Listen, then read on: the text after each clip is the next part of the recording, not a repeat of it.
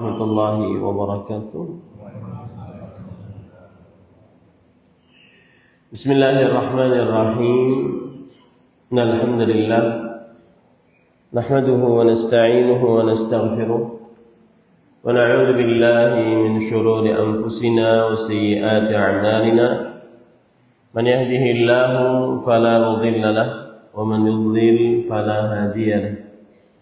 وأشهد أن لا إله إلا الله وحده لا شريك له وأشهد أن محمدا عبده ورسوله يا أيها الذين آمنوا اتقوا الله حق تقاته ولا تموتن إلا وأنتم مسلمون يا أيها الناس اتقوا ربكم الذي خلقكم من نفس واحدة وخلق منها زوجها وبث منهما رجالا كثيرا ونساء واتقوا الله الذي تساءلون به والأرحام إن الله كان عليكم رقيبا يا أيها الذين آمنوا اتقوا الله وقولوا قولا سديدا يصلح لكم أعمالكم ويغفر لكم ذنوبكم ومن يطع الله ورسوله فقد فاز فوزا عظيما أما بعد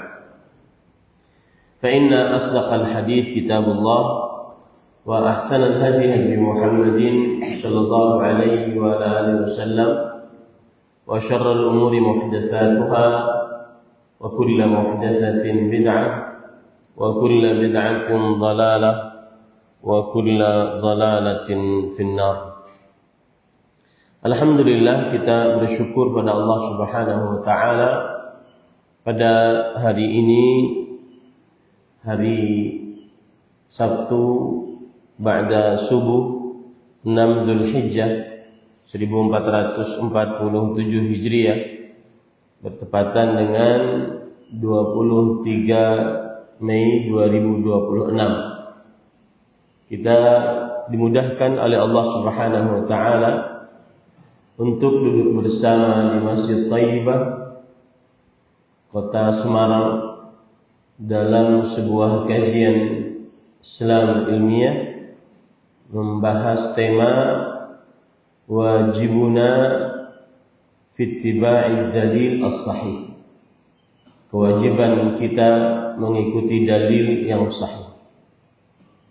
Salawat dan salam semoga selalu Allah berikan pada Nabi kita Muhammad sallallahu alaihi wa ala alihi wasallam, pada keluarga beliau, para sahabat, serta orang-orang yang mengikuti beliau sampai hari kiamat kelak.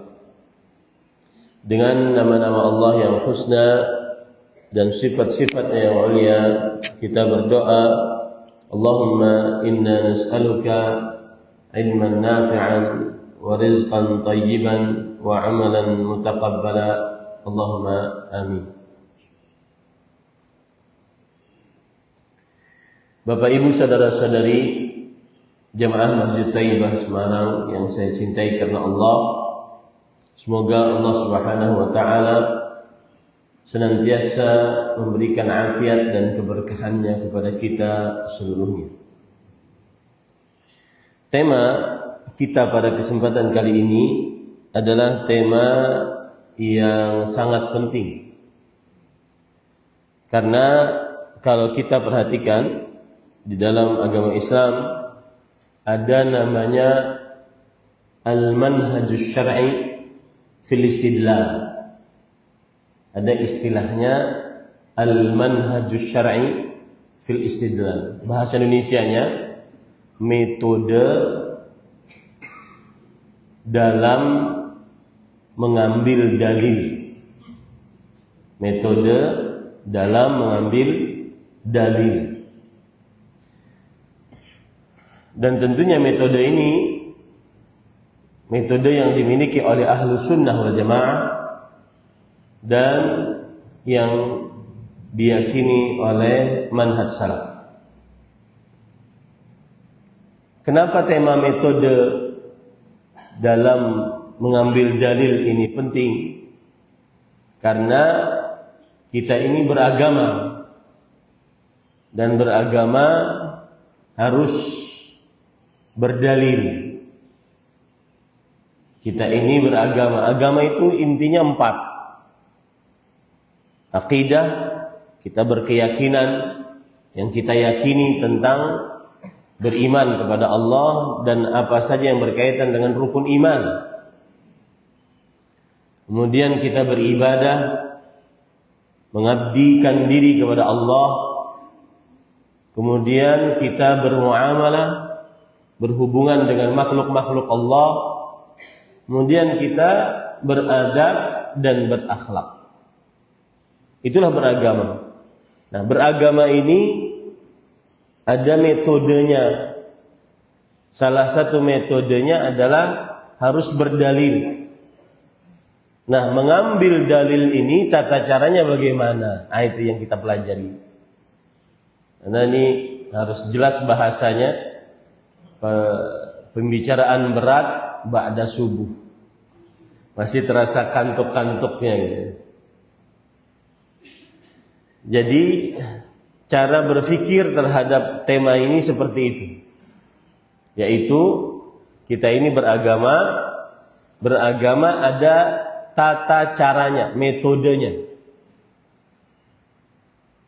Salah satu metode dalam beragama adalah cara mengambil dalil.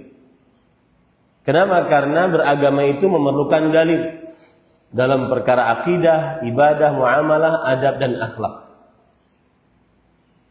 Nah, yang kita bincangkan adalah wajibnya mengikuti dalil yang sahih.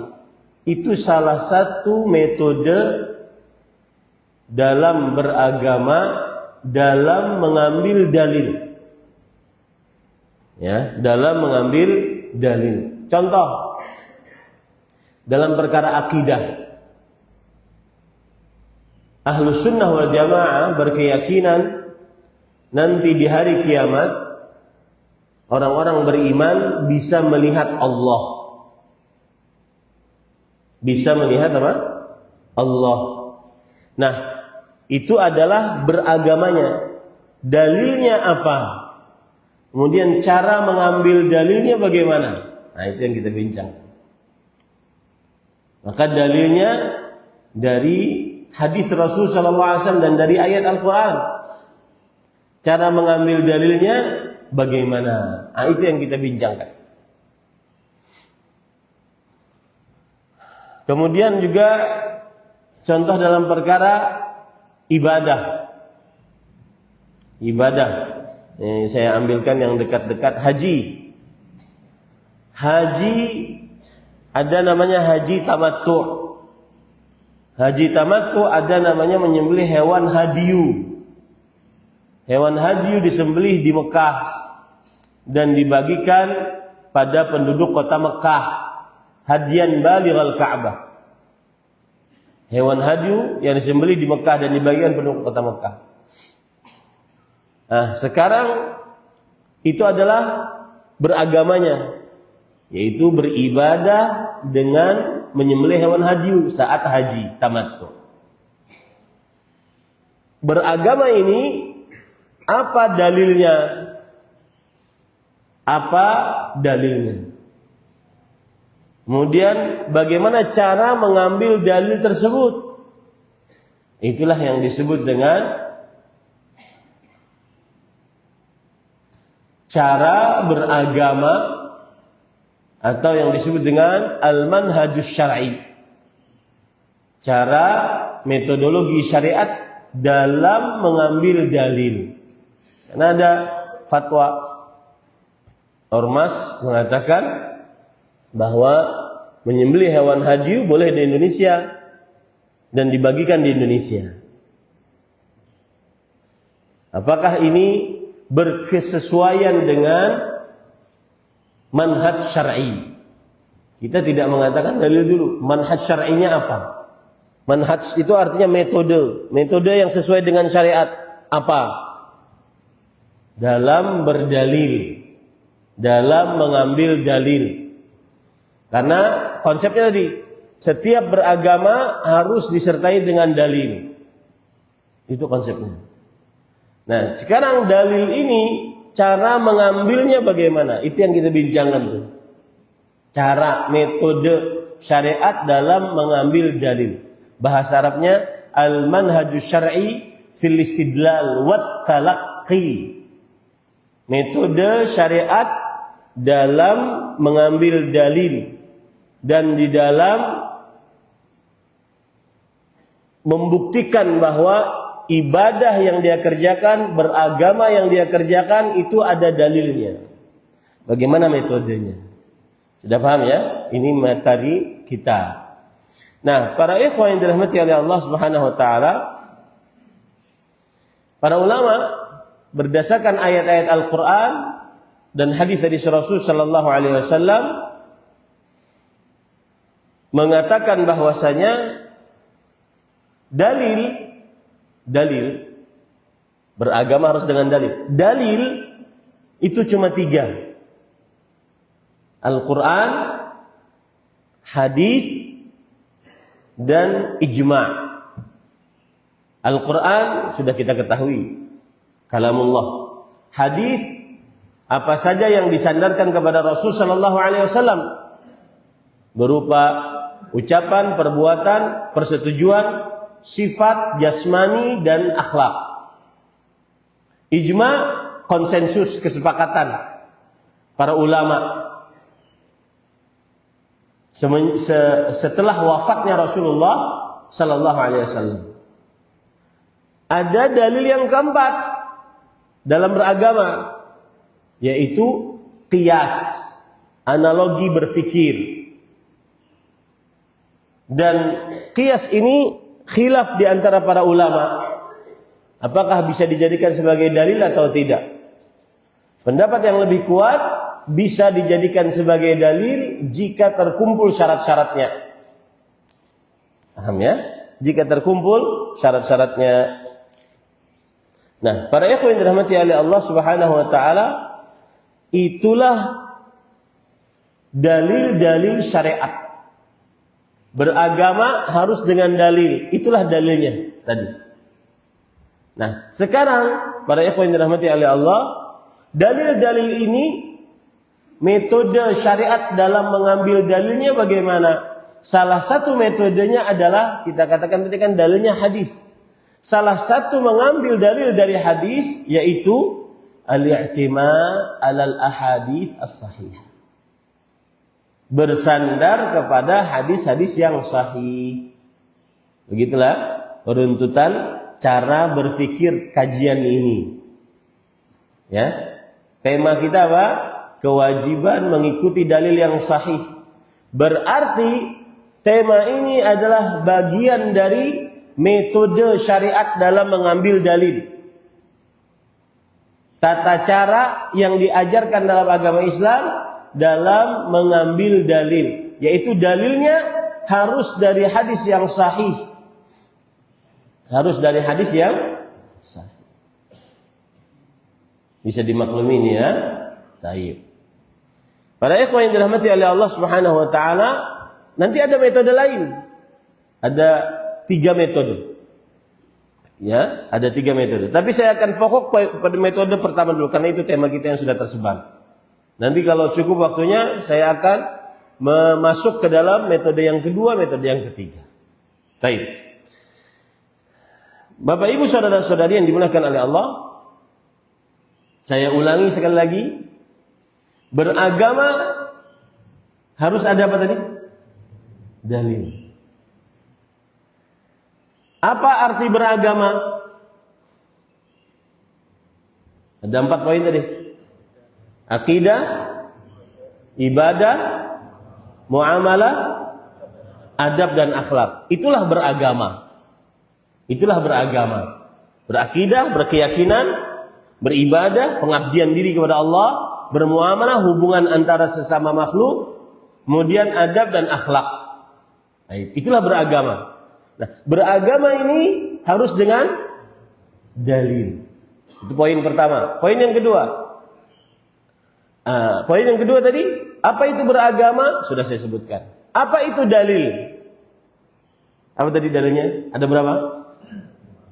Ada 4. Saya sengaja ngajak Bapak Ibu interaksi. agar tidak ngantuk. Ada 4. Yang pertama apa? Al-Quran. Yang kedua apa? Hadis. Yang ketiga ijma. Yang keempat qiyas. Ya, itu dalil syariat.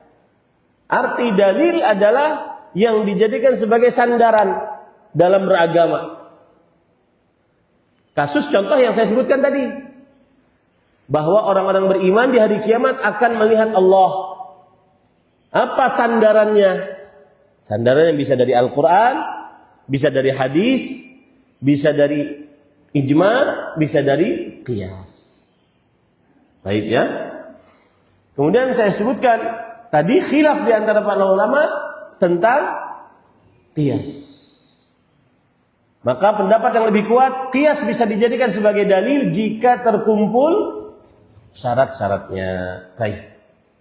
Sekarang poin selanjutnya yaitu dalil-dalil ini ada metodenya. Ada apa? Metodenya. Salah satu metodenya tema kita, yaitu bersandar kepada hadis yang sahih. Dalil-dalil ini ada metodenya. Ya, beragama memerlukan dalil. Dalil ini ada metodenya. Metode dalam syariat Islam dalam berdalil. Salah satu metodenya bersandar hanya kepada hadis yang sahih. Sudah ya, runutannya begitu. Baik. Sekarang kita harus menyebutkan beberapa poin. Yang pertama yaitu apa dalil dari Al-Quran dan hadis serta ijma' para sahabat bahwa kita wajib berdalil dengan hadis. Kata sahihnya nanti. Kata sahihnya nanti kita bincangkan. Kita wajib berdalil atau bersandar kepada hadis Rasulullah SAW. Jawabannya adalah ayat Al-Quran. Surat Al-Hasyr ayat 7. Wa ma atakumur rasulu fakhudhuh wa ma nahakum anhu fantahu. Yang artinya apa saja yang Rasulullah SAW bawa kepada kalian, ambillah. Dan apa saja yang Rasulullah SAW larang atas kalian, jauhilah. Ayat ini perintah dari Allah untuk taat kepada Rasulullah SAW. Makanya kita katakan beragama harus dengan dalil. Dan salah satu dalilnya adalah mengikuti hadis. Mengikuti apa? Hadis yang sahih. Yang sahihnya nanti kita bincangkan. Mengikuti hadis dulu. Apa dalil wajibnya mengikuti hadis? Ayat tadi. Surat Al-Hasyr ayat berapa tadi? Ayat 7. Di dalam ayat itu Allah memerintahkan apa saja yang dibawa oleh Rasulullah ambil. Apa saja yang dilarang oleh Rasulullah SAW jauhi. Perintah. Menunjukkan kepada kewajiban kita sebagai seorang muslim. Kemudian surah An-Nisa ayat 8. Allah berfirman, "Man yuti'ir rasula faqad ata'a Allah." Siapa yang mentaati Rasulullah, sungguh ia telah mentaati Allah. Ini kabar dari Allah Subhanahu wa taala bahwa wajib mengikuti hadis. Mengikuti dalil, yaitu berupa hadis. Wajib beragama dengan dalil. Dalilnya yaitu hadis. Dalilnya ini surah An-Nisa ayat 8. Siapa saja yang mentaati Rasulullah, maka sungguh ia telah mentaati Allah. Sungguh ia telah mentaati Allah Subhanahu wa taala. Timbul pertanyaan sekarang. Mengapa kita menjadikan hadis Rasul sebagai dalil, sandaran untuk beragama, pijakan untuk beragama, hujjah, argumentasi untuk beragama? Kenapa kita tidak jadikan hadis Nabi Isa, Nabi Musa, Nabi Ibrahim sebagai sandaran? Yang kita jadikan hadis Nabi Muhammad sallallahu alaihi wasallam. Jawabannya adalah satu, karena Rasulullah sallallahu alaihi wasallam tidaklah berbicara kecuali dari wahyu yang diwahyukan. Allah berfirman di dalam surah An-Najm ayat 3 sampai 4, "Wa ma yantiqu 'anil hawa in huwa illa wahyun yuha." Tidaklah Nabi Muhammad SAW berbicara dari hawa nafsu, kecuali itu adalah wahyu yang diwahyukan. Itu sebab yang pertama.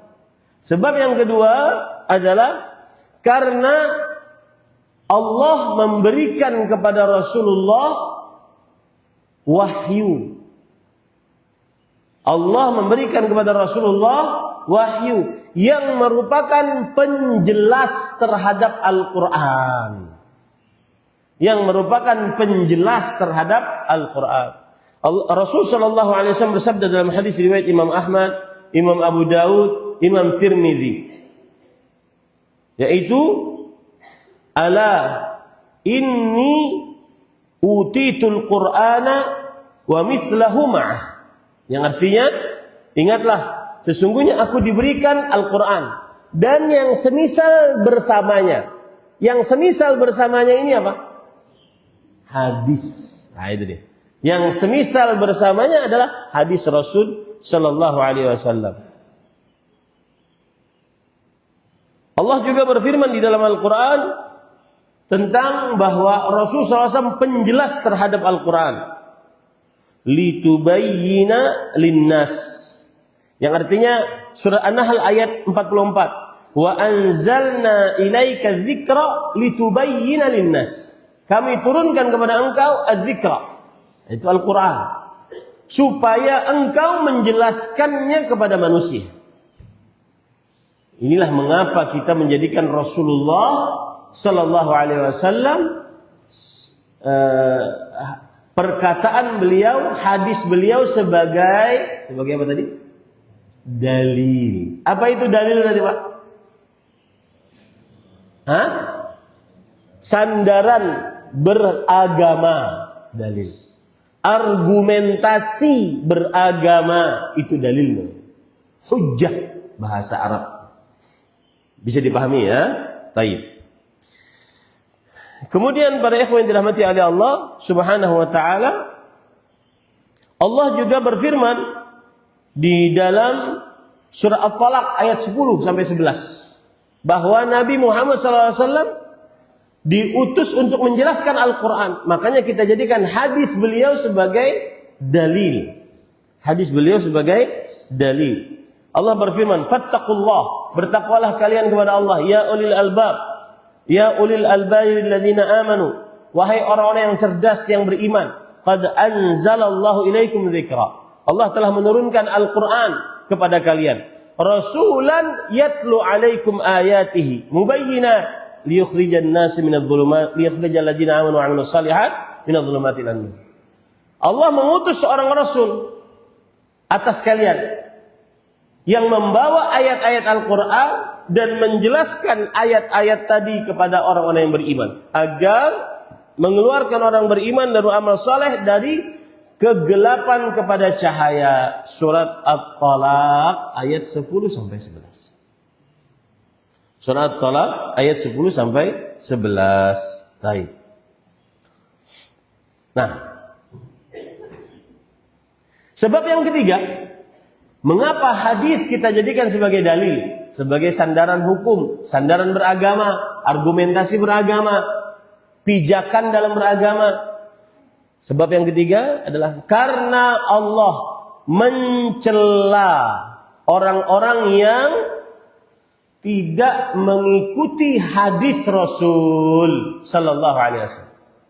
Karena Allah mencela orang-orang yang tidak mengikuti hadis Rasul sallallahu alaihi wasallam. Orang-orang yang cuma mengatakan, "Oh, kami berdalil dengan Quran saja. Pijakan kami cuma Quran." Hadis kan ada yang sahih, ada yang hasan, ada yang lemah, ada yang palsu. Sedangkan Al-Quran mutawatir, benar, absolutely benar. Maka ini dicela oleh Rasulullah sallallahu alaihi wasallam. Coba perhatikan hadis riwayat Imam Abu Daud, Imam Tirmidzi dan Imam Ibnu Majah bahwa Rasul sallallahu alaihi wasallam bersabda, "Ala hal asa rajulun yablughul haditsu anni wa huwa muttaqiun ala arikati." Ingatlah, apakah ada orang yang sampai kepadanya hadis dariku dan dia dalam keadaan begini, bersandar. Sampai kepadanya hadis. Lalu dia mengatakan dengan pongahnya mengatakan, "Bainana wa bainakum kitabullah." Sudah, jangan bawa hadis. Antara saya dengan kalian cuma ada Al-Quran. Wah, ini keren, kayaknya sih keren. Ya, sudah, jangan pakai hadis-hadis ya. Pakai Al-Quran aja. Nah, dan ini sering terjadi di tengah masyarakat. Kan nggak ada Qurannya. Kan nggak ada Qurannya. Iya, tapi ada hadisnya. Oh, kan hadis kan nggak terlalu kuat. Nggak bisa. Tercela orang yang tidak bersandar, tidak berdalil dengan hadis.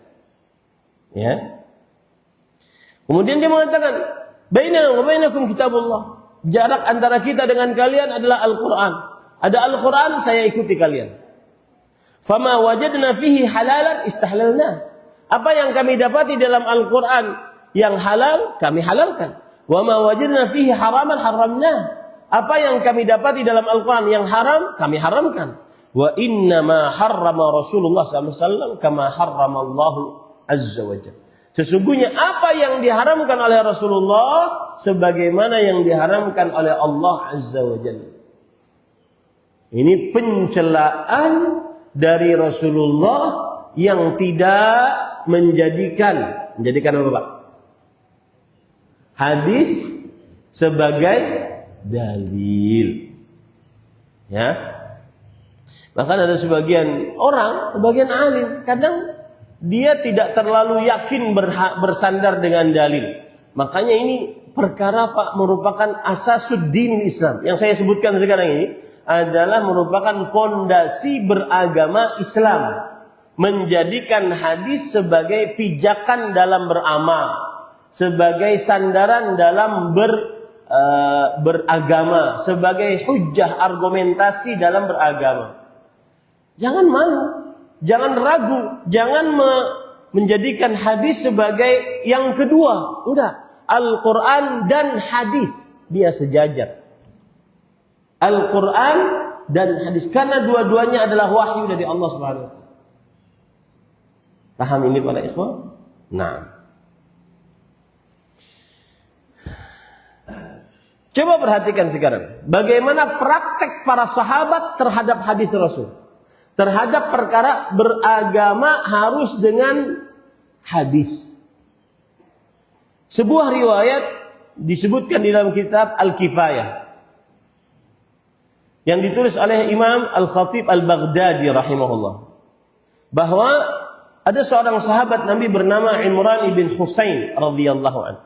Kana jalisan wa ma'ahu ashabu. Imran bin Husain duduk dan bersamanya para murid-muridnya. Faqala rajulun minal qaum la tuhadditsuna illa bil Qur'an. Ada muridnya berkata, "Wahai Imran bin Husain, sudah, jangan riwayatkan kepada kami apapun kecuali dengan Al-Qur'an." Lalu Imran bin Husain berkata, "Udnuhu." Sini, dekat. Lalu mendekat.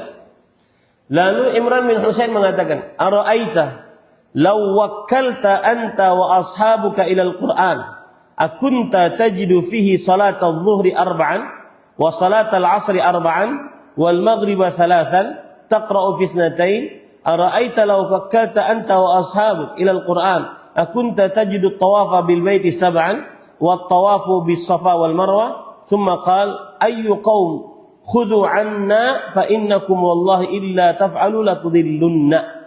Yang artinya, sini engkau. Apa pendapat engkau? Kalau seandainya engkau bersandar hanya dengan Al-Quran, apakah engkau akan mendapati sholat zuhur 4 rakaat ada dalam Al-Quran? Sholat asar 4 rakaat ada dalam Al-Quran? Sholat maghrib 3 rakaat, kemudian rakaat pertama dan keduanya engkau membaca, rakaat ketiganya diam, yaitu tidak membaca, ada dalam Al-Quran? Apa pendapat engkau? Apakah engkau mendapati dalam Al-Quran saja tawaf 7 putaran, kemudian melakukan sa'i antara Safa dan Marwah 7 putaran? Adakah engkau dalam Al-Quran seperti itu? Wahai kaumku, khudhu anna. Kata Imran bin Husain, sahabat Nabi. Wahai kaumku, sudah ambil saja dari kami. Ambil, jadikan sebagai metode, sebagai tata cara beragama. Apa itu? Yaitu beragama harus dengan dalil. Dan salah satu dalilnya apa? Hadis Rasul. Sesungguhnya kalian kalau tidak mengerjakan metode ini, niscaya pasti kalian akan benar-benar sesat. Ya? Niscaya kalian pasti akan benar-benar sesat. Ini para ikhwan yang dirahmati oleh Allah Subhanahu wa taala. Paham nih?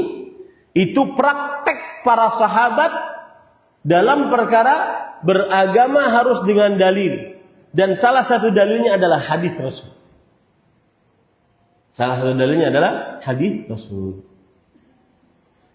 Antum kalau ini antum yakini kaum muslimin paham perkara ini, dia tidak akan peduli dengan perkataan siapapun kecuali Al-Quran, hadis Rasul. Dia tidak akan ragu-ragu menolak perkataan siapapun, setinggi apapun ilmunya, setinggi apapun derajatnya, ketika bertentangan perkataan tersebut dengan Al-Quran dan hadis. Kenapa ada orang fanatik terhadap seorang guru, fanatik terhadap mazhab? Karena tadi belum benar-benar menyerap perkara ini, bahwa dalil beragama harus dengan dalil. Dalil artinya adalah sandaran, pijakan, argumentasi, hujjah. Salah satu dalilnya adalah hadis Rasul. Dan dalilnya cuma 4, Al-Quran, hadis, kemudian ijma', kemudian qiyas. Tidak ada perkataan para ulama, nggak ada tradisi orang banyak, nggak ada. Nah ini, jadi larinya semestinya ke situ. Dia kadang-kadang membicarakan ini membosankan kalau tidak ada contohnya. Harus dicontohkan dalam kehidupan sehari-hari. Contoh yang lain, ya, bagaimana praktik para salafus saleh, mereka beragama dengan dalil dari hadis dan mereka pertahankan itu. Ya, beragama dengan Al-Quran dan juga beragama dengan dalil dari hadis. Contohnya hadis riwayat Bukhari dan Muslim dari Abdullah bin Mas'ud radhiyallahu an, bahwa beliau berkata, la'anallahu al-washimat wal mustawshimat wal mutanammisat wal mutafallijat lil husn al mughayyirat li khalqillah. Artinya, Allah melaknat wanita-wanita yang memakai tato dan wanita-wanita yang minta ditatoi, wanita-wanita yang mencabut alis, dan wanita-wanita yang merenggangkan gigi untuk kecantikan. Semuanya itu merubah ciptaan Allah. Kadang ada alis begini, sudah bagus-bagus sesuai dengan bentuk wajah, dihilangkan lalu dicoret-coret. Ya. Ini dilaknat oleh Allah Subhanahu wa taala. Maka fabalagha dzalika imra'atu bani Asad yuqalu laha Ummu Ya'qub.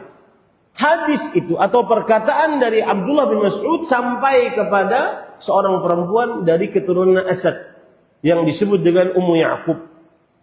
Lalu datang perempuan ini, innahu balagha annaka la'anta kait wa kait. Wahai Abdullah bin Mas'ud, sampai kepadaku berita, engkau mengabarkan bahwa engkau melaknat orang yang begini. Karena berkaitan dengan perempuan. Nah, timbul mungkin pertanyaan, Ustaz, kenapa disebutkan perempuan yang bertato? Siapa yang bisa jawab? Ya, jawab asalah ngarang. Nah, kenapa disebutkan Allah melaknat wanita-wanita yang bertato dan wanita-wanita yang minta ditato? Kenapa tidak ada laki-lakinya? Karena tato di zaman dahulu untuk kecantikan. Agar terlihat apa? Cantik. Makanya laki-laki yang bertato di zaman sekarang cucok. Ya. Agar terlihat cantik. Laki-laki tidak perlu banyak aksesoris. Paham ya? Sama dengan wanita tukang sihir. Kenapa di dalam Al-Quran disebutkan Qul a'udzu birabbil falaq min syarri ma khalaq min syarri ghasiqin idza waqab min syarri naffatsati fil 'uqad wa min syarri naffatsati fil 'uqad. Aku berlindung dari wanita-wanita tukang sihir yang meniup di buhul-buhul. Kenapa disebutkan perempuan? Kenapa enggak ada tukang sihir laki-laki? Karena yang paling banyak terjadi dari tukang sihir adalah para perempuan. Kenapa? Karena perempuan banyak hasadnya, irinya kepada orang lain. Melihat begini dia iri, melihat begini dia iri. Ya, makanya banyak tukang sihir perempuan. Saya sering singgung. Mudah-mudahan singgungan ini agar yang bertobat dari laki-laki dan perempuan bertobat, ya. Agar laki-laki dan perempuan yang bertato bertobat maksud saya. Jadi tato itu dikenal zaman dahulu untuk perempuan.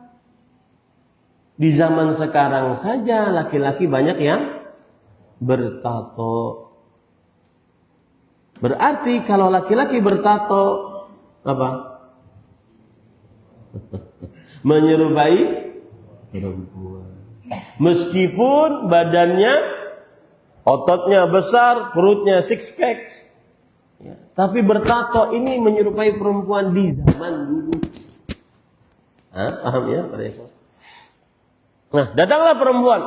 Kamukah yang melaknat begini? Kemudian kata Abdullah bin Mas'ud, lihat. Wa maliya la al'anu man la'ana Rasulullah SAW. Kenapa aku tidak melaknat? Lawang itu dilaknat oleh Rasulullah SAW. Lihat dia sekarang bersandar dengan apa? Dalilnya apa? Hadis Rasul sallallahu alaihi wasallam. Wa man huwa fi kitabillah, bahkan dalilnya ada dalam Al-Qur'an, kata Abdullah bin Mas'ud. Kemudian perempuan ini masih menyanggah, laqad qara'tu ma bainal lawhaini fama wajadtu fihi ma taqul. Sungguh aku telah membaca dua sandaran tersebut. Al-Qur'an, hadis aku baca semuanya. Tidak ada yang engkau sebutkan akan hal tersebut. Enggak ada laknat bagi yang bentato, enggak ada. Kemudian Abdullah bin Mas'ud mengatakan, la in kunti qara'tihi laqad wajadtihi. Kalau engkau benar-benar baca, pasti engkau akan dapat. Kalau engkau baca Quran, pasti dapat. Tato terlaknat. Lalu ama qara'ti wa ma atakumur rasulu fakhudhuhu. Apakah engkau tidak membaca apa saja yang dibawa oleh Rasulullah sallallahu alaihi wasallam, maka ambillah. Apa saja yang dilarang oleh Rasulullah SAW, maka jauhilah. Ya, maka jauhilah. Maka kemudian perempuan tersebut menjawab, bala, iya. Beliau sudah melarang untuk bertato. Fa innahu qad naha anhu. Kata Abdullah bin Mas'ud, iya. Rasulullah SAW melarang untuk bertato. Qalat fa inni ara ahlaka yaf'aluna. Lihat. Ini yang sering terjadi. Kalau sudah kalah dalil, maka akhirnya mencela pribadi. Biasanya begitu. Kalau sudah kalah dalil, maka mencela pribadi. Kata si perempuan ini, tapi saya lihat istrimu juga bertato. Kemudian kata Abdullah bin Mas'ud radhiyallahu anhu, fadhhabi unzuri, silahkan cek, periksa sana. Fadhahabat fanadharat falam taramna hajataha syai'an. Yang artinya lalu dia pergi melihat istri Abdullah bin Mas'ud radhiyallahu anhu, maka tidak mendapati apa yang dia inginkan. Kata Abdullah bin Mas'ud setelah itu, "Lau kanat kadzalik ma jama'tuha." Kalau ada istriku begitu, tidak akan saya pernah gauli dia. Ini menunjukkan bahwasanya kepala keluarga, pemimpin rumah tangga, tegakkan syariat di dalam agama, dalam rumah tangga. Lau kanat kadzalik ma jama'tuha. Ini metode ini manhaj salafus saleh. Kalau ada istriku yang mentato, yang bermaksiat, padahal dilaknat oleh Allah dan Rasulnya, aku tidak akan menggaulinya. Enggak akan aku jadikan dia sebagai istri. Paham ya? Nah, ikhwan dirahmati oleh Allah Subhanahu wa ta'ala. Nah, kemudian para ikhwan yang dirahmati oleh Allah Subhanahu wa ta'ala,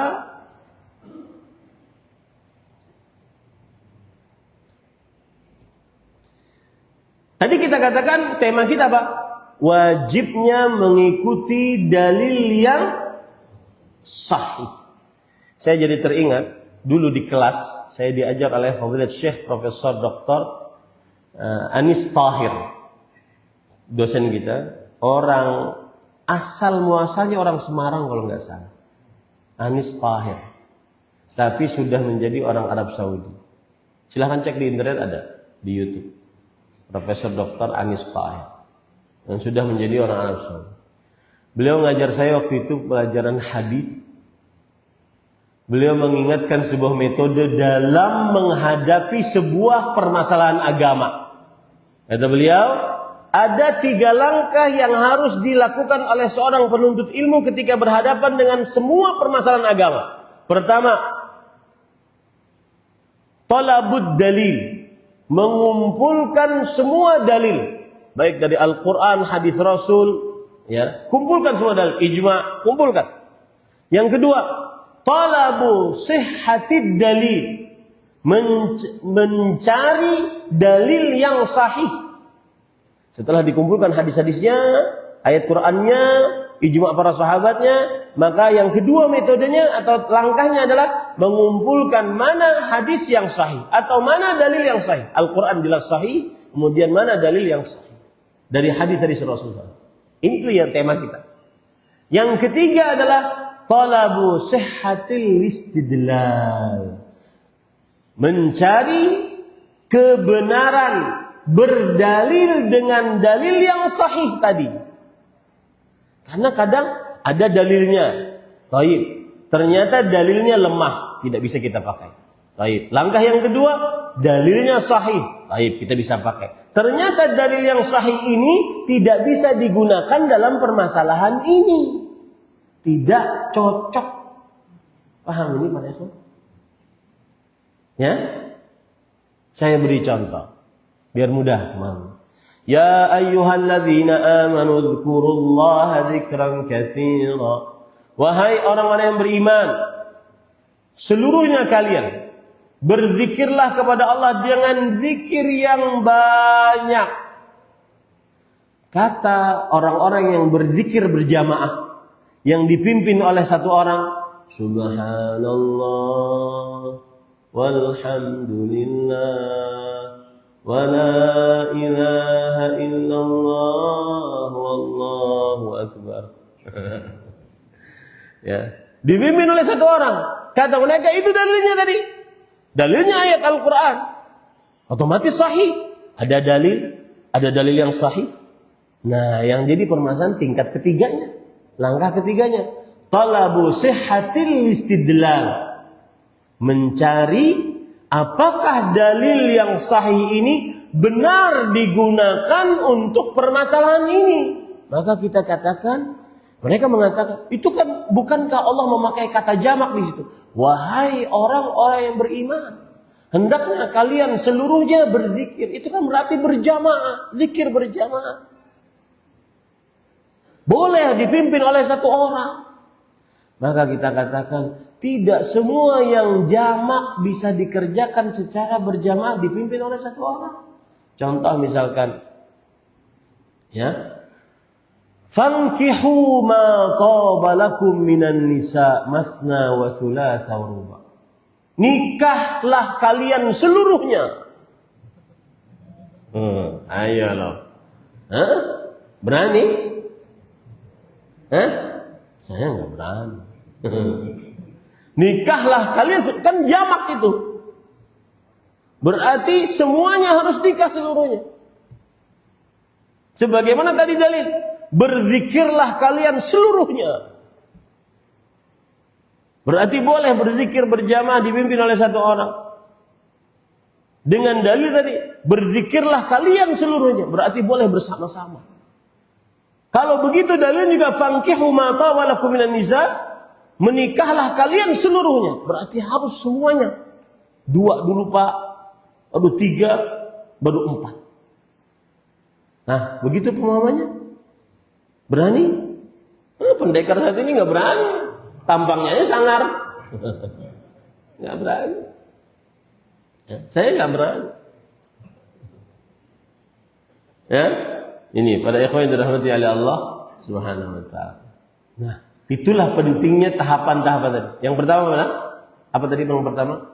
Mencari dalil. Yang kedua, mencari dalil yang sahih. Yang ketiga, mencari benarnya menggunakan dalil tersebut di dalam permasalahan tersebut.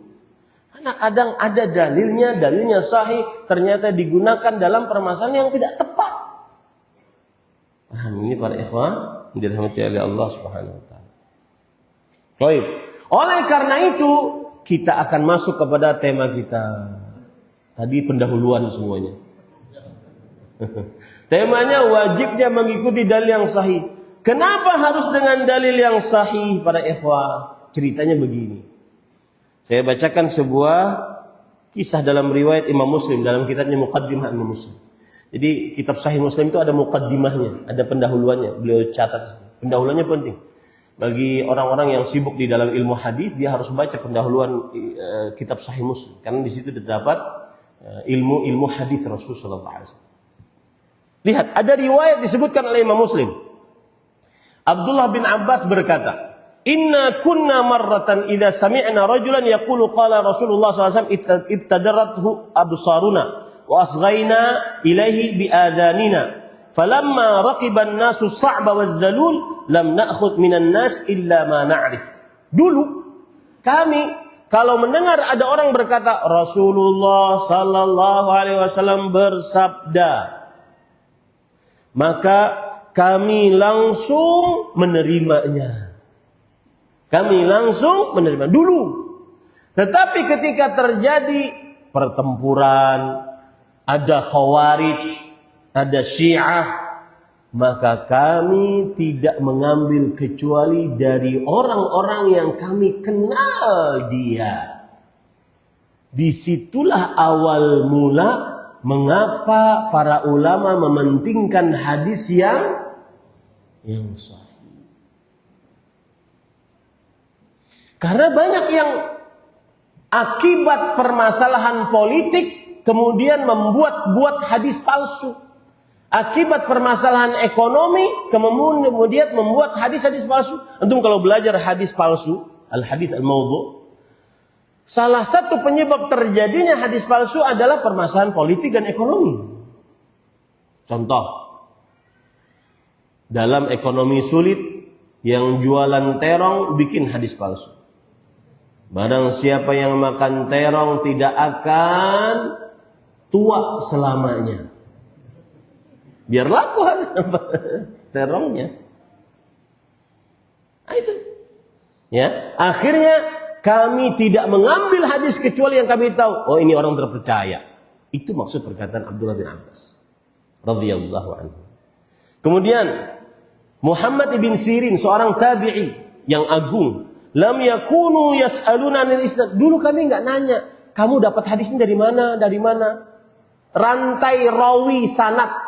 Rantai rawi itu namanya isnad, rantai. Dari mulai Rasulullah turun ke Abu Bakar, Abu Bakar turun kepada pembantunya Abu Bakar, kemudian kepada tabi'in.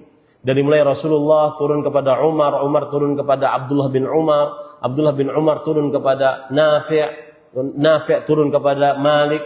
Bagi yang belajar ilmu hadis, ini adalah rantai sanad emas. Rasulullah meriwayatkan kepada Umar bin Khattab, Umar bin Khattab meriwayatkan kepada Abdullah bin Umar anaknya, Abdullah bin Umar meriwayatkan kepada Nafi', Nafi' meriwayatkan kepada Imam Malik. Ini rantai emas. Kalau orang belajar ilmu hadis, sanad hadis itu rantai emas namanya. Silsilah az-zahabiyah as-sanadiyah. Rantai emas. Kata Muhammad bin Sirin, mereka dulu nggak nanya, kamu dapat hadis dari mana? Kemudian yang guru kamu dapatnya dari mana? Dulu nggak nanya. Asal ada orang berkata Rasulullah SAW bersabda, diterima. Falamma waqa'atil fitnah. Ketika terjadi kegentingan, banyak pembunuhan, keluarnya kaum Khawarij, keluarnya kaum Syiah, faqalu sammu lana rijalah. Sebutkan, kamu dapat hadis dari mana? Sebutkan sanadnya. Sebutkan rawi-rawinya. Fayanzuru ila ahli sunnah fayukhadhu hadithuhu. Maka dilihat, kalau rawinya adalah ahli sunnah, diambil hadisnya.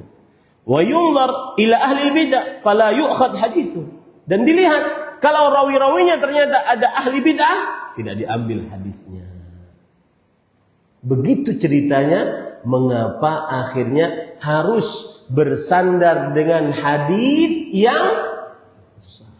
Itu awal-awalnya seperti itu. Kemudian, para ikhwan yang dirahmati oleh Allah Subhanahu wa taala, ada lagi penjelasan menarik dari Syekhul Islam Ibnu Taimiyah rahimahullah dalam kitab beliau Minhajus Sunnah Nabawiyah. Ini kitab ditulis oleh Syekhul Islam untuk menyanggah dan membantah dengan tegas keras orang-orang Syiah Rafidhah. Minhajus Sunnah Nabawiyah. Dan saya tidak pernah melihat ada seorang alim yang semua dari kelompok-kelompok menyimpang dia bantah, kecuali Syekhul Islam.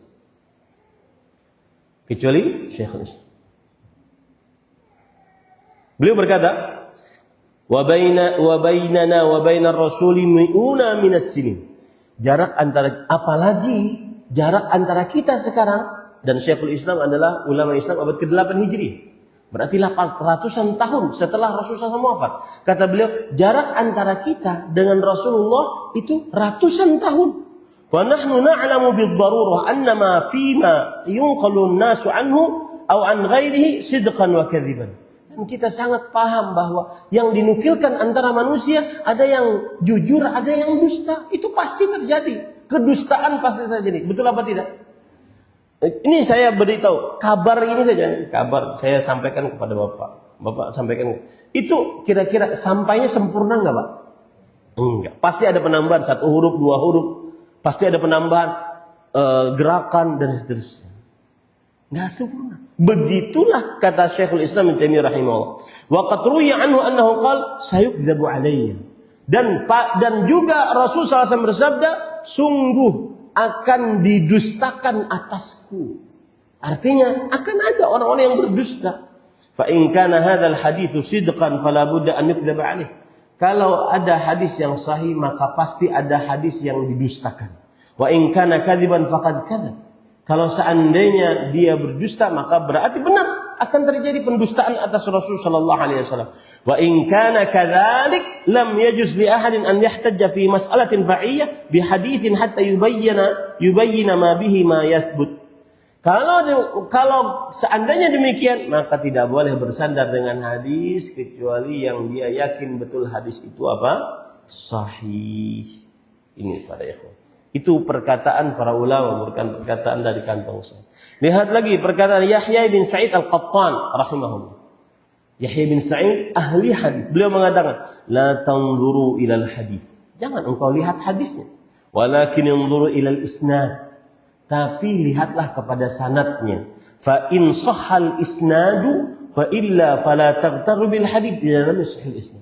Kalau sahih hadisnya ambil. Tapi kalau seandainya tidak sahih, maka jangan kamu tertipu. Nah, sedikit saya ingin menyinggung tentang sanad. Guru bersanad. Kalau guru kami adalah dari Ahlul Bait, berarti guru kami bersanad. Saya tanya sekarang, apa maksud sanad? Berarti ilmunya ada mata rantai rawinya sampai kepada siapa? Rasulullah SAW. Baik. Kita sepakat akan hal ini. Tapi yang terjadi prakteknya adalah guru kami bersanad, guru kalian tidak bersanad. Ya, dan sebagai pengetahuan, saya juga punya sanad. Jadi kalau seandainya dikatakan kita tidak bersanad, enggak, kita bersanad.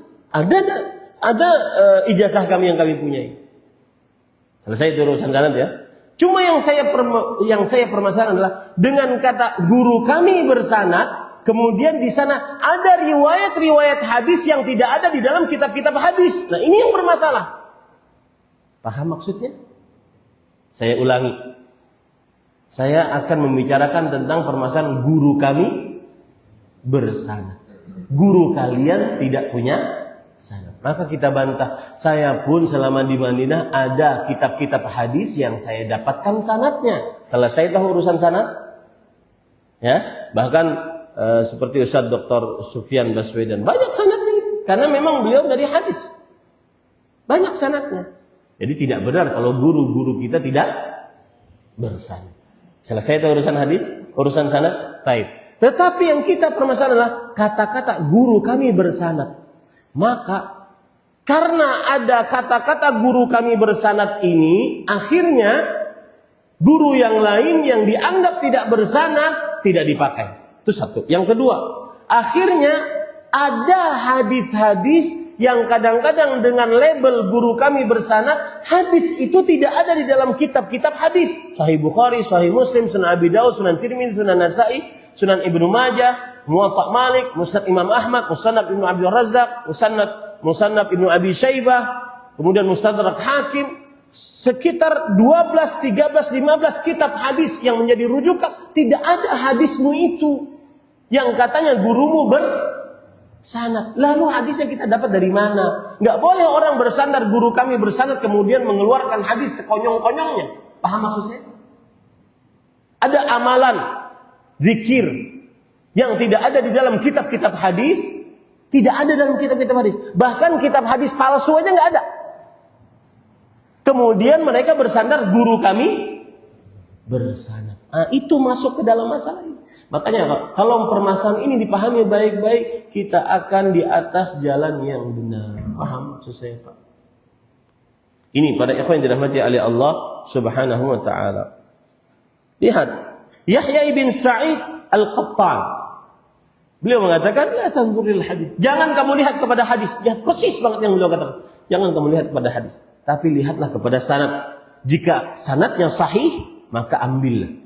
Kalau tidak, jangan kamu terpesona dengan hadis tersebut. Apalagi dengan label guru kami bersanad. Paham ya? Para ikhwan dirahmati oleh Allah Subhanahu wa taala. Nah, timbul sekarang permasalahan. Ustaz, masa sih nggak boleh bersandar dengan dalil lemah sama sekali? Dengan hadis lemah sama sekali. Ini yang terakhir saya akan bahas. Apakah tidak boleh sama sekali bersandar dengan hadis yang lemah sama sekali? Maka jawabannya, terjadi khilaf di antara para ulama dalam permasalahan bersandar dengan hadis yang lemah. Jumhur ulama mengatakan boleh bersandar dengan hadis yang lemah dengan 3 syarat. Dengan 3 apa? 3. Yang pertama, hadisnya jangan terlalu lemah, apalagi sampai palsu. Yang kedua, ada hadis lemah, harus di bawahnya ada hadis sahih yang menjadi pondasinya. Iya, hadisnya lemah, tapi harus ada hadis sahih. Yang ketiga, tidak boleh diriwayatkan hadis lemah tersebut. Yang keempat, ketika mengamalkan hadis lemah tersebut, tidak boleh meyakini bahwa Rasulullah pernah mengerjakannya. Nah, repot ini. Syarat-syaratnya merepotkan. Makanya akhirnya sebagian ulama di antaranya, kalau tidak salah Abdullah bin Mubarak mengatakan, fi sahihil hadis syughlun an saqim. Dalam mengerjakan hadis-hadis yang sahih saja sudah menyibukkan kita Apalagi sampai mengerjakan hadis-hadis yang lemah, apalagi palsu. Apa syaratnya tadi Pak? 4 Pak. Boleh mengamalkan hadis lemah asalkan jangan sangat lemah, apalagi palsu. Yang kedua, boleh mengamalkan hadis yang lemah asalkan pondasinya ada hadis sahih. Maka kita bantah, kerjakan saja hadis sahih, selesai. Kenapa harus pakai hadis yang lemah? Yang ketiga, apa? Tidak boleh diriwayatkan. Nah, ngapain kalau begitu kita amalkan? Yang keempat, yang ini lebih parah lagi.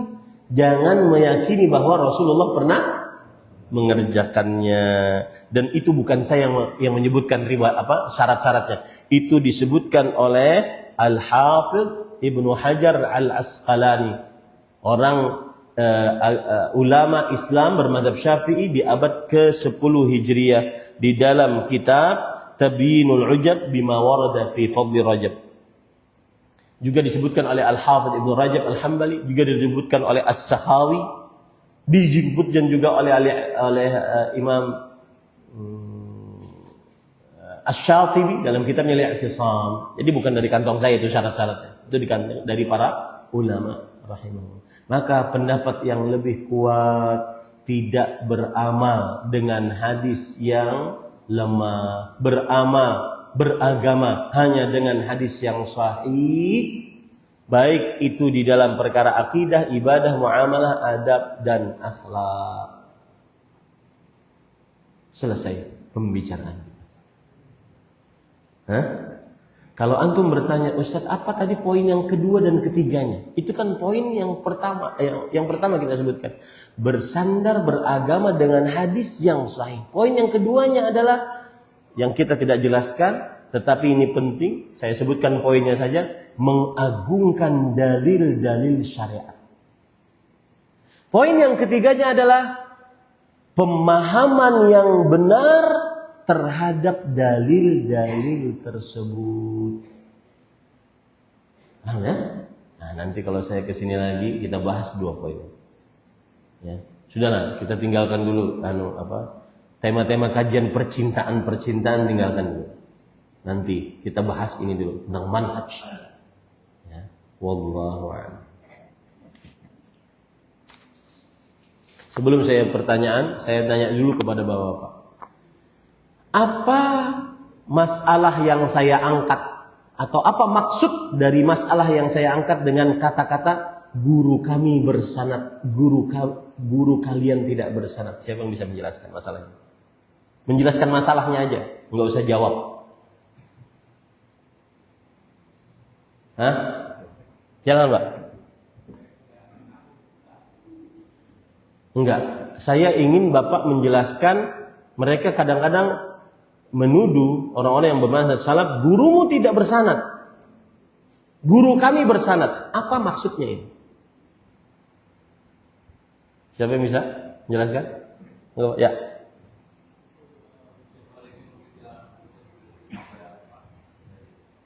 Hujjah mereka, iya. Kalau mereka tidak bisa berdalil, maka mereka akhirnya dengan slogan guru kami bersanad, guru kalian tidak bersanad. Artinya kami punya dalil. Karena kenapa? Guru kami bersanad. Kenapa? Karena dia kan keturunan Rasulullah. Dari fulan sampai kepada Rasulullah. Maka jawabannya bagaimana? Yo. Agar ngaji kita nggak jiping, ngaji nguping, masuk telinga kanan keluar lagi dari telinga kanan. Jawabannya gimana?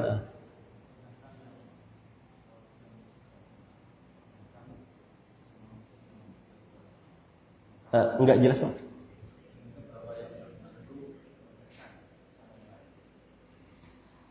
Belum itu, bukan itu jawabannya.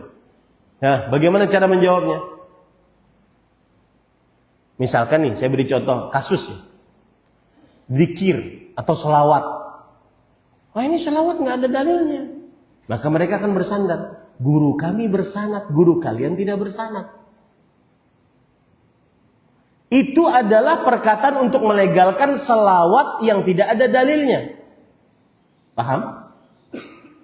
Paham ini? Cara menjawabnya bagaimana? Kalau seandainya guru kamu bersanad dan kemudian ada salawat yang dia bawa, ada zikir yang dia bawa dengan tata caranya, maka tentunya hadis dari si guru yang katanya bersanad tadi, tentunya hadis tersebut ada di dalam kitab-kitab hadis. Nah, setelah dicek tidak ada. Lalu sanadnya gimana? Nah, itulah akhirnya dibuat dengan kata lain bahwa itu hanya kedok saja guru kami bersanad. Kalau seandainya guru bersanad kemudian mengeluarkan amaliyah, salawatkah, zikirkah, tentunya salawat ini ada apanya? Dalilnya disebutkan di mana? Dalam kitab-kitab hadis. Bahkan ini kadang, lihat perkataan saya, kadang di dalam kitab hadis palsu saja tidak ada, apalagi dalam kitab hadis yang disebut oleh para ulama la aslalahu. Hadis ini tidak ada asal muasalnya. Itu perkataan para ulama hadis. Hadis ini la aslalahu, tidak ada asal muasalnya. Begitu ya, Pak ya? Ini terselesaikan urusan bersanad kan? Anda sering di media sosial kan, guru kami bersanad, guru kalian enggak bersanad. Sudah, akhirnya kawan-kawan ahlu sunnah di atas manhaj salaf diam. Karena enggak tahu permasalahannya. Maka saya ungkap sekarang, yang dimaksud guru kami bersanad begitu permasalahannya. Cara menjawabnya juga dibikin. Paham Pak? Nah, wallahu a'lam. Bagaimana sikap seorang untuk menyikapi keadaan yang sudah terlanjur bertato sebelum berhijrah? Apakah harus dihapus atau dibiarkan karena dikhawatirkan lebih menzalimi lagi dengan cara dihapus? Jawabannya, asal hukumnya adalah dihapus. Kenapa? Karena itu bentuk taubat. Taubat itu harus kembali. Karena arti taubat adalah ar-ruju' wan nadam, kembali dan menyesal. Maka harus dihapus. Kecuali kalau dalam keadaan terpaksa tidak bisa dihapus. Seperti taubatnya di anggota tubuh yang sangat vital. Atau seperti orang tidak punya biaya untuk menghapusnya. Saya dulu punya kawan Pak, mahasiswa dari Amerika. Subhanallah. Itu tsaubnya setengah kaki. Jadi orang-orang hadis kita kuliah itu kadang-kadang setengah kaki gini. Ya. Sedangkan tatonya di sini. Jadi kalau pas lagi ruku kelihatan Mike Tyson. Tatonya Mike Tyson. Ya. Nah, kita biasa aja. Artinya kalau dia sanggup dia hapus, kalau tidak sanggup ya sudah, biarkan. Tapi asal muasalnya kalau ingin bertobat dari tato dihapus. Tapi kalau seandainya di bidang-bidang vital, di anggota-anggota tubuh vital yang kalau dihapus merusak panca indera, maka salah satu maksud min maqasidis syariah, salah satu maksud dari tujuan syariat adalah menjaga nyawa, menjaga anggota tubuh tidak boleh dirusak. Begitu ya, wallahu a'lam. Apakah hadis diwahyukan kepada Rasulullah SAW waktunya setelah selesai Al-Quran diturunkan oleh? Enggak, bersamaan. Rasul kadang dapat ayat, kadang dapat hadis. Makanya begini Pak, Bapak akan dapat ini di mana ya? Bapak kalau belajar ini sebenarnya belajar di dalam namanya ilmu tadwinus sunnah. Orang-orang yang sudah belajar ilmu hadis lebih mendalam, menjadi spesialis, dia akan belajar ini. Tadwinus sunnah, artinya kitab yang menjelaskan tentang penulisan hadis. Kitab yang menjelaskan tentang penulisan hadis. Di awal-awal Rasulullah SAW melarang untuk menulis hadis. Yang dibolehkan hanya menulis Al-Quran. Kemudian setelah itu diperbolehkan oleh Rasul Sallallahu Alaihi Wasallam. Nah, lalu bagaimana para sahabat membedakan ini ayat, ini hadis? Tentunya dari Rasulullah Sallallahu Alaihi Wasallam. Jadi kalau ditanya, apakah Quran dulu turun baru ayat, baru hadis? Enggak, karena kan hadis itu keluar sesuai dengan keadaan, sesuai dengan apa? Kejadian-kejadian. Maka keluarlah hadis Rasul Sallallahu Alaihi Wasallam. Jadi bersamaan, cuma yang menentukan ini ayat Quran, ini hadis Rasul itu adalah Rasulullah Sallallahu Alaihi Wasallam. Nah, nanti kembali termasuk di dalamnya permasalahan, Ustadz, urutan tertib surat Al-Quran di dalam mushaf itukah dari Rasul ataukah bukan? Lebih dalam lagi, urutan ayat Al-Quran itukah dari Rasul ataukah bukan? Al-Fatihah itu dari mulai Alhamdulillahirabbil alamin sampai waladhdallin, itu kan urutannya apakah dari tauqifi, dari syariat, ataukah dari ijtihad para sahabat? Maka wallahu alam, satu, urutan ayat, urutan tertib ayat dalam Al-Quran itu tauqifi dari hadis Rasul, dari ketentuan syariat. Yang kedua,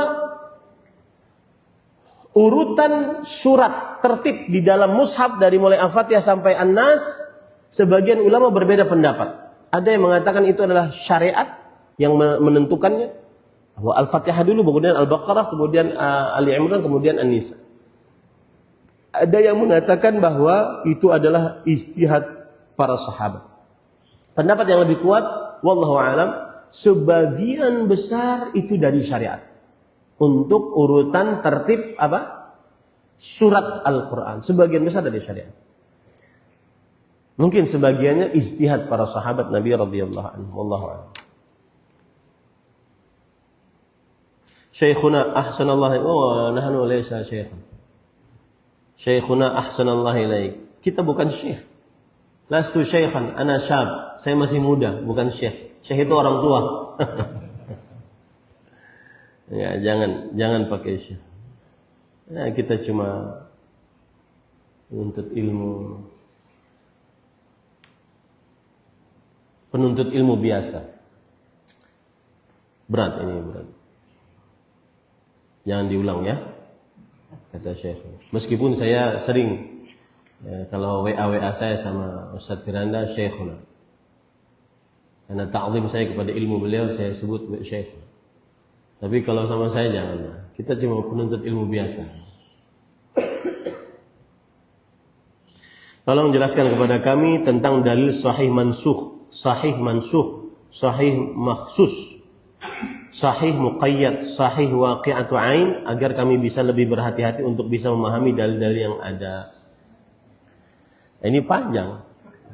Antum belajar ini di mana sebenarnya? Jadi kan kalau ada permasalahan ini, Ustaz ini belajar ilmunya di mana? Ini belajar ilmunya di usul fikih.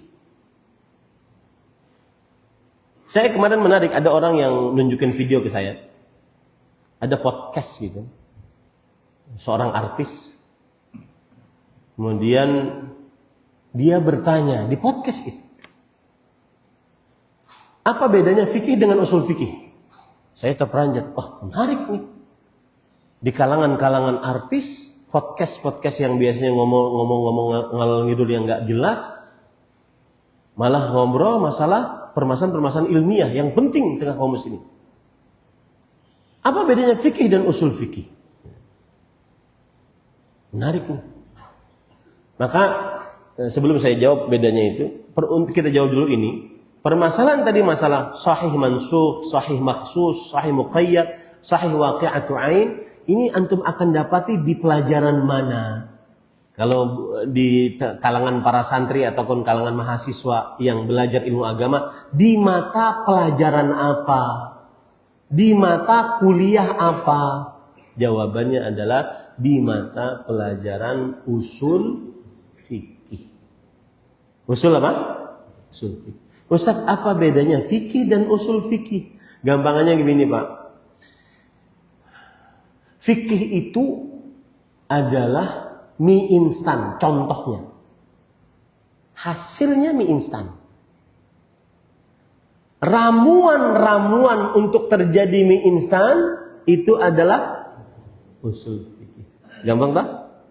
Usul fikih itu produksinya nasi goreng atau bakmi Jawa. Tadi malam saya makan bakmi. Nah. Meramunya komposisi garamnya, komposisi bumbunya ini, apakah ini cocok kalau untuk goreng begini, kalau untuk rebus begini, itu namanya apa? Usul. Paham ya? Nah, itu gambaran cara berpikir mudahnya. Ya. Jadi fikih itu produksi hukum yang secara langsung. Apa hukum menyentuh tangan perempuan atau menyentuh perempuan bagi yang sudah berwudu. Hukum fikihnya, produksi hukum fikihnya apa? Ada yang mengatakan batal, ada yang mengatakan tidak batal. Nah, dalil-dalil yang menunjukkan akan hal ini dari dua kelompok tadi, ini yang mengatakan batal, ini yang mengatakan tidak batal, itu dipahami dengan apa? Usul fikih. Paham ya? Nah, pertanyaan ini ilmunya didapat di dalam mata pelajaran apa? Usul fikih. Saya jelaskan dulu ya. Sahih mansuh. Artinya gini. Ada hukum, kemudian ada hukum lain yang Allah turunkan, lalu Allah hapus hukum ini. Ini namanya kaidah nasakh mansuh, penghapusan hukum. Dalam Islam ada? Iya ada. Paham ya? Kaidah mansuh. Nah, dalil yang menghapus ini salah satu syaratnya harus sahih. Kalau dia lemah tidak boleh menghapus hukum yang sudah ada. Ini namanya konsep penghapusan hukum. Dan itu ilmunya diambil dari mata pelajaran apa tadi? Usul fikih. Paham ya? Contoh misalkan al-azl. Al-azl. Azl itu apa, Pak? Laki-laki, mohon maaf ya, nggak ada anak-anak sedikit lah anak sini. Al-azl, laki-laki berhubungan dengan perempuan karena ingin istrinya tidak hamil, dia ketika sudah sampai klimaks dia keluarkan di luar. Itu namanya azl. Dikiaskan dengan pakai kondom. Apa hukumnya? Ya, awalnya tidak boleh. Kunna na'zil wal Qur'anu yanzil. Kami dulu sering melakukan azl dalam keadaan Al-Quran masih turun. Berarti masih ada siapa? Rasulullah sallallahu alaihi wasallam. Artinya dulu para sahabat melakukan itu. Kemudian ada perkataan kalau tidak salah dari sahabat Nabi Jabir, akhiru ahdi Rasul, yang terakhir dari syariat Rasulullah adalah diharamkannya atau dimakruhkannya azl. Paham ini? Itu namanya apa? Mansuh. Nasakh mansuh. Hukum yang menghapus dan dihapus. Nah, yang menghapus ini harus dalilnya apa? Sahih. Salah satu syaratnya. Syarat nasakh mansuh lainnya, yang menghapus ini harus terakhir daripada yang dihapus. Kalau begitu kita harus mengetahui sejarahnya. Kapan ini? Begitu ya. Kalau ingin lebih dalam lagi, belajarlah ilmu agama Islam. Oh, berarti masih banyak Ustaz ilmu yang saya belum pelajari. Iya. Masih banyak. Makanya sering saya katakan, yang belajar kayak tadi itu adalah orang-orang yang memang ingin menjadi ahli ilmu agama. Dan biasanya kebiasaan para ulama terdahulu itu anak-anaknya dari mulai kecil sudah diproyeksikan itu. Ya. Dari mulai kecil. Adapun kita jamaah sampai mati kita jadi jamaah. Yang di sini tadi yang belajar ahli ilmu agama. Bukan saya ya menjadi ahli. Cuma mereka yang memang spesialis belajar ilmu agama. Paham ini Pak Ikhwan? Baik, itu sahih mansuh. Sahih makhsus. Nah, di dalam ilmu usul fikih ada namanya khas dan makhsus. Khusus dan yang dikhususkan. Contoh, orang beriman, ya ayyuhalladzina amanu, wahai orang-orang beriman. Berarti ini pengkhususan dari seluruh apa? Manusia. Manusia kata yang umum dikhususkan dengan orang-orang beriman. Berarti hukumnya hanya untuk orang-orang yang beriman. Di antara orang yang beriman dikhususkan lagi laki-laki. Di antara orang laki-laki dikhususkan lagi. Terus seperti itu. Itu namanya khas wa makhsus. Itu juga didapati dalam pelajaran ilmu apa tadi? Usul fikih. Sahih muqayyad. Muqayyad artinya terbatas. Dibatasi dengan apa? Waktu, tempat, jumlah bilangan, tata cara, sebab, dan sebab ada 6 dia. Itu pembatasan namanya. Tidak boleh ibadah yang umum dibatasi kecuali dengan dalil. Contoh, zikir. Kita diperintahkan untuk berzikir. Wadhkurullaha katsiran. Berzikirlah kalian dengan zikir yang banyak. Berapa banyak? Enggak ada. Kalau tidak ada dalilnya. Di mana tempatnya? Waktunya kapan? Apa sebabnya? Tata caranya bagaimana? Semua itu harus dengan dalil yang sahih. Contoh, dengan memahami ini, Bapak akan mengetahui bahwa perbuatan sebagian kaum muslimin keliru. Di antaranya, ada orang berzikir semalaman suntuk di atas kain putih, pakai sarung, menutup diri dengan sarung. Zikir. Goyang. Sampai katanya, menurut perasaan dia, sampai ke Sidratul Muntaha. Nah, ini semua harus dengan apa? Dalil yang membatasi ini disebut dengan kata-kata sahih muqayyad. Dalilnya harus sahih untuk pembatasan. Terakhir, sahih waqi'atu ain. Saya beri contoh ya. Waqi'atu ain itu begini, Pak. Nabi Muhammad sallallahu alaihi wasallam rambutnya